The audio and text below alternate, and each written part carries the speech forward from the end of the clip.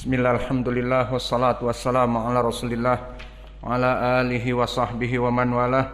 Wa ashhadu an la ilaha illallah wahdahu la syarikalah wa ashhadu anna muhammadan abduhu wa rasuluh, amma ba'd.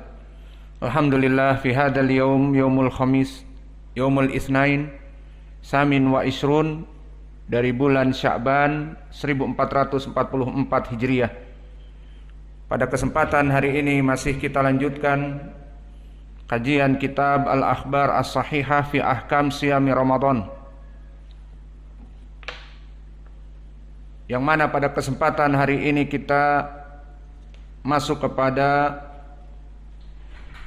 pasal yang kedua yang berhubungan dengan mubtilatus siyam, pembatal dari puasa.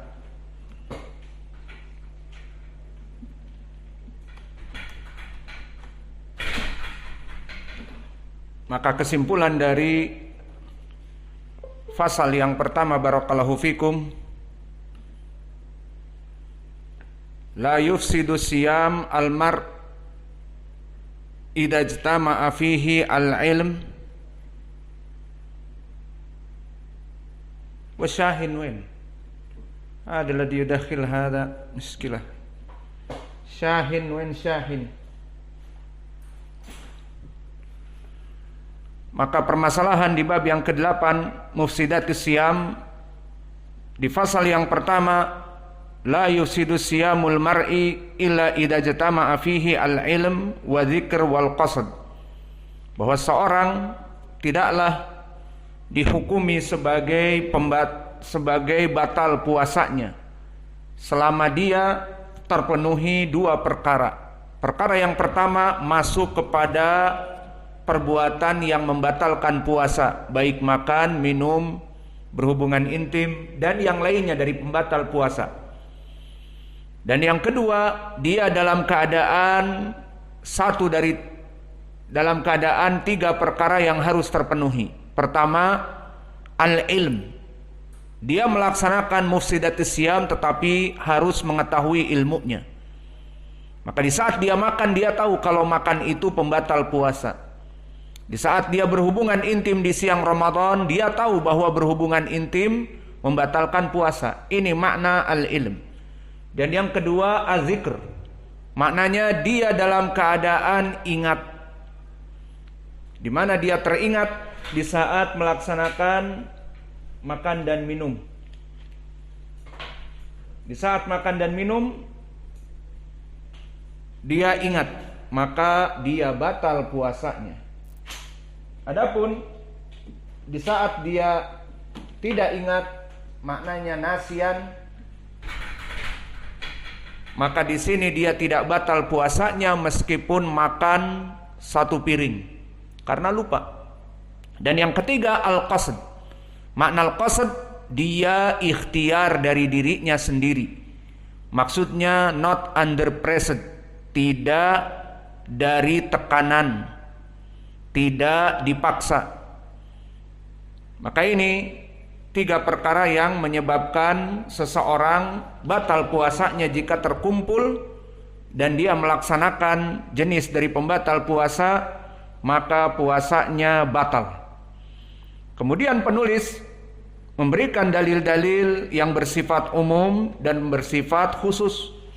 Adapun dalil bersifat umum seperti ucapan Allah Jalla wa'ala, Rabbana la tu'akhidna inasina au akhta'na, dan juga walaysa alaikum junahun fima akhta'tum bihi, dan juga man kafara billah min ba'di imanih illa man ukriha wa qalbuhu mutmainnun bil iman.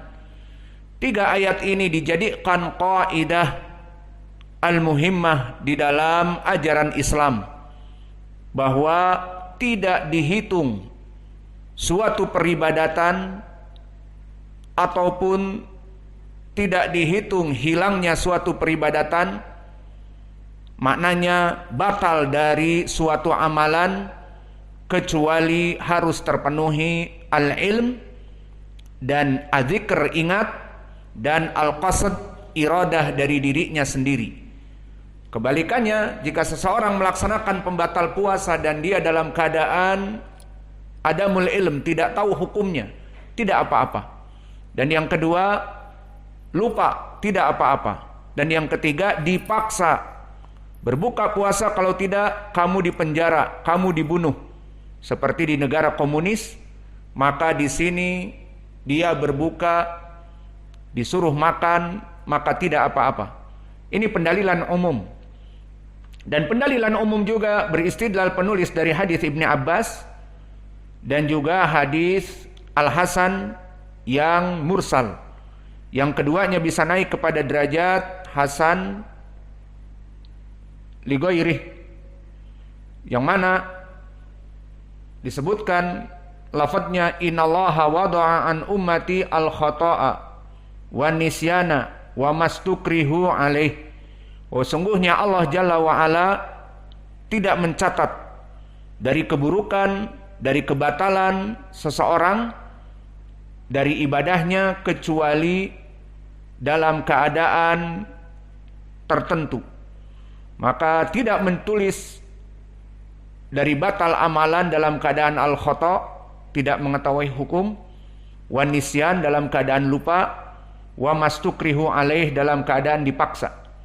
Ini pendalilan secara umum di dalam permasalahan fasal yang pertama. Kemudian penulis pun memberikan pendalilan-pendalilan secara khusus, percontohan yang khusus.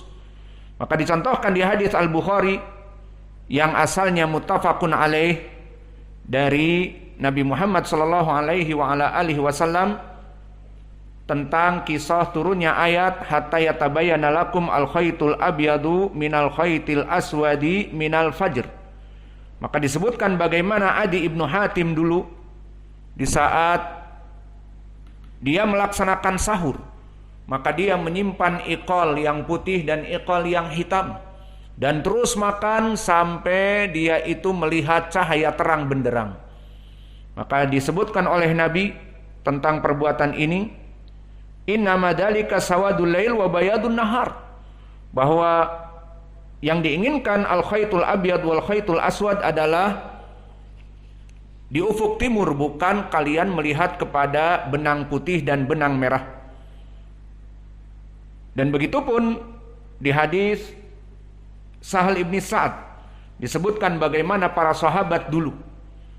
Maka dari dua hadis yang muttafaqun alaih dari Sahal ibni Sa'ad dan juga dari Adi ibni Hatim, di sini dijadikan oleh penulis pendalilan tentang permasalahan para sahabat dulu semuanya dalam keadaan al-khata', maknanya tidak mengetahui hukumnya, di mana mereka melaksanakan sahur dengan membentangkan benang-benang, maka telah masuk fajar kepada mereka dan mereka masih makan dan minum karena diberikan uzur Al-Quran memang belum turun ucapan minal fajr. Maka di sini pun telah kami sebutkan faidah dari Imam Ibnu Huzaimah di saat membuat bab, bahwa bab Al-Quran itu diturunkan bilugatin Arabiyyin mubin, bilisanin Arabiyyin mubin, namun bisa jadi bukan atas makna al-Arab. Maka di Arab tidak ada dari zaman doeloe bahwa ufuk timur itu di saat menyingsing fajar diistilahkan dengan benang putih dan benang merah. Tidak ada di kamus lughah Arabiyah, kecuali di dalam awal pertama disebutkan oleh Allah di Al-Quran. Maka oleh sebab itu tidak ada para sahabat yang memahami sebelum turunnya ayat minal fajr, memahami bahwa itu adalah fajar menyingsing. Setelah turun minal fajri barulah mereka menyadari bahwa yang diinginkan oleh mereka puasanya dalam keadaan sahur mereka telah masuk fajar. Namun di sini poinnya, Nabi tidak mengatakan untuk berbuka. Dan begitupun dicontohkan yang spesifik juga dua hadis. Dan hadis ini telah kita lewati. Yang pertama muttafaqun alaih dari Abi Hurairah, dan yang kedua sanadnya hasan lidatih dari Abi Hurairah. Adapun yang muttafaqun alaih maka disebutkan dari Abi Hurairah dengan lafaz qala Rasulullah sallallahu alaihi wa ala alihi wasallam idza nasiya fa akala wa syariba falyutimma saumahu fa inama ana at'amahu Allah wa saqahu. Maka jika seseorang makan dan minum, namun idza nasiya, jika dia dalam keadaan lupa, maka falyutim saumahu, agar dia itu jangan membatalkan puasanya. Ini poin pendalilannya. Nabi mengatakan falyutim saumahu, maknanya tidak berbuka puasa. Kenapa tidak batal? Itu maknanya. Karena disebutkan idza nasiya, jika dia lupa dan makan dan minum, maka jangan berbuka. Maksudnya jangan batalkan puasanya dan makan dan minum di siang Ramadan, bukan. Tetapi jangan berbuka maknanya teruskan apa yang tadi telah diberikan, makan dan minum, kemudian ingat itu adalah rizki dari Allah. Karena di hadis disebutkan fa inna ma at'amahu Allah wa saqah, Allah menginginkan makan dan minum bagi kamu. Bismillah.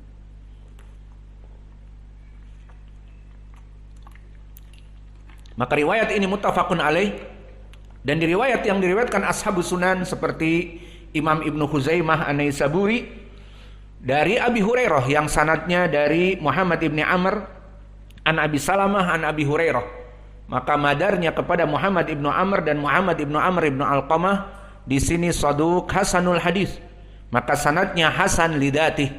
Dan definisi hasan lidatih seperti di matan disebutkan, maknanya dia sanadnya hasan dari jalan yang satu tersebut, bukan dari jalan yang lain. Dikarenakan rawi yang saduq ini. Dan lafadznya disebutkan man aftara min syahri Ramadan nasiyan. Barang siapa yang berbuka di siang Ramadan dalam keadaan nasiyan, maka i'rab nasiyan hal mansub, dalam keadaan dia itu berpuasa. Maka apa? Hukumnya dua perkara. Fala qada'a alaih. Tidak boleh afwan, tidak usah mengqadha. Kenapa? Karena tidak dihitung batal puasa. Yang kedua, wala kafarah. Di sini isyarah bagi yang berhubungan intim. Maka wala kafarah, tidak ada kafarah. Hadis ini hasan lidatih, dijadikan oleh penulis pendalilan yang terang, bukan pendalilan yang umum, yang lebih jelas, gamblang, tentang orang yang makan dan minum, lupa, ini dalilnya. Dan berhubungan dengan istri lupa, ini dalilnya. Memang jika dia lupa atau istrinya ingat tapi diam saja, yang jelas setelah selesai baru, bang kita nih di bulan Ramadan loh. Oh adik ini gak bilang dari tadi. Makanya yang baru nador bulan Sya'ban, please jangan nikah di akhir Sya'ban. Sabar, tunggu sampai Ramadan selesai. Nanti masuk kepada ini, lupa di bulan Ramadan, di siang Ramadan. Maka selesailah pendalilan dari pasal yang pertama. Pendalilan secara gamblang dan umum, dan pendalilan secara eksplisit dan detail, secara terperinci, masuk kepada makan, minum, dan jima. Kemudian madhab dari penulis di dalam matan, jika ada khilaf di kalangan para ulama, maka beliau penulis menyebutkan khilaf tersebut. Dan madhab khilaf di sini penulis berusaha untuk bersifat al-insaf. I'dilu huwa aqrabu littaqwa. Maksudnya bagaimana? Di dalam permasalahan fikhiyah, semua ucapan bisa jadi berbeda. Bahkan dari Imam Al-Arba'ah pun kadang berbeda.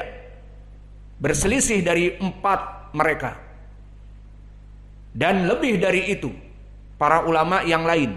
Dan dari para sahabat berbeda pendapat. Dari para sahabat